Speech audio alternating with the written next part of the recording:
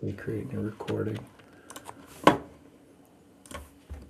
right, so I'm going to show you how to import a site from a Word document. So we clicked import, we scroll down to from existing source, we hit Word doc.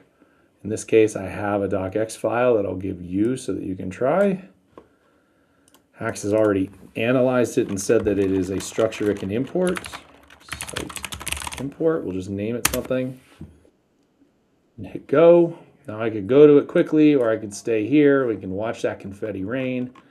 I can scroll back up to see now that I can return to all the sites that I have, but this is the one that I just made.